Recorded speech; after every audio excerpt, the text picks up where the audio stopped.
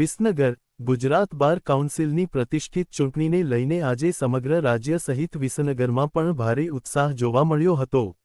વિસનગર બાર એસોસિએશનના વકીલ મિત્રોએ વહેલી સવારથી જ મતદાન કેન્દ્ર પર પહોંચીને લોકશાહીના આ પર્વમાં પોતાની ભાગીદારી નોંધાવી હતી।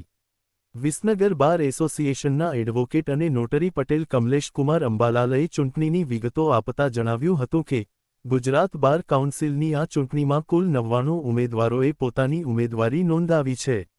વિસનગર ખાતેના મતદાન કેન્દ્ર નંબર 115 પર મતદાન પ્રક્રિયા હાથ ધરવામાં આવી હતી, જ્યાં તમામ વકીલો ખૂબ જ ઉમંગ અને ઉત્સાહ સાથે પોતાના મનપસંદ પ્રતિનિધિને ચૂંટવા માટે મતદાન કરી રહ્યા છે। વિસનગર બાર એસોસિએશનના પ્રમુખ રાજેન્દ્ર જે. પટેલએ મતદાન પ્રક્રિયા અંગે સંતોષ વ્યક્ત કરતા જણાવ્યું હતું કે વિસનગરમાં કુલ 307 વકીલ મતદારો નોંધાયેલા છે। ખાસ વાત એ છે કે અહીં તમામ જ્ઞાતિ અને સમુદાયના વકીલ મિત્રોએ હળીમળીને એક સંપ થઈને શાંતિપૂર્ણ માહોલમાં મતદાન કર્યું હતું। સમગ્ર મતદાન પ્રક્રિયા દરમિયાન વિસનગર કોર્ટ સંકુલમાં આનંદનો માહોલ જોવા મળ્યો હતો। કોઈપણ અપ્રિય ઘટના વગર અત્યંત શિસ્તબદ્ધ રીતે વકીલોએ લાઇનમાં ઊભા રહીને મતદાન કર્યું હતું।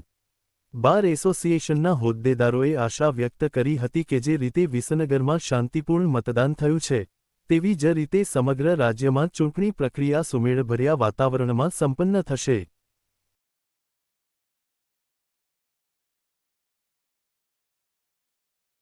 સાહેબ તમારું? રાજેન્દ્ર જે પટેલ, આજે જે બાર એસોસિએશનનો પ્રમુખ છું।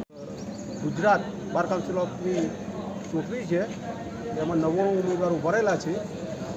એની અંદર વિસનગરમાં 307નું વોટિંગ છે। એમાં બધી જ કોમના માણસો અને બધા વકીલો મિત્રો ભેગા થઈ હરીમરી અને આ ઇલેક્શન શાંતિપૂર્ણ થઈ રહ્યું છે અને શાંતિપૂર્ણથી પૂર્ણ પણ થશે તેવી અમને વિસનગર બારના તમામ વકીલ મિત્રોની અને લાગણીના આધારે આજે શાંતિપૂર્ણ મતદાન થાય છે। શું નામ સર તમારું? Patel Kamleshkumar Ambalal, advocate and notary, Visnagar bar association. આજ રોજ ગુજરાત બાર ચૂંટણી છે, એમાં કુલ 99 ઉમેદવારોએ ઉમેદવારી કરેલ છે।